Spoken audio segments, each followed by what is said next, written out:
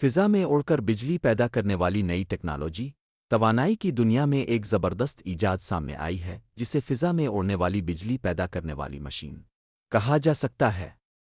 یہ دراصل helium gas سے بھرا ہوا ایک بہت بڑا غبارہ ہے جس کے بیچ میں ہوا سے بجلی بنانے والی مشین لگی ہوئی ہے۔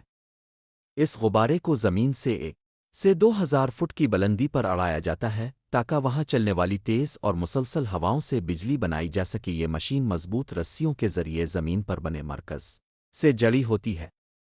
یہ رسیاں نہ صرف اسے ہوا میں قائم رکھتی ہیں بلکہ پیدا ہونے والی بجلی کو زمین پر موجود بجلی کے نظام تک پہنچانے کا کام بھی کرتی ہے۔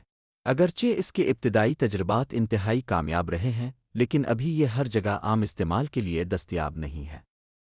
جہاں عام طریقے سے بجلی پہنچانا مشکل اور مہنگا ہوتا ہے، اس کی سب سے بڑی خوبی یہ ہے کہ اسے عام مشینوں کے مقابلے میں بہت جلدی اور کم خرچ میں لگایا جا سکتا ہے۔ بجلی کے ساتھ ساتھ یہ موبائل سگنلز اور انٹرنیٹ کی سہولت دینے کے لیے بھی بہترین ہے۔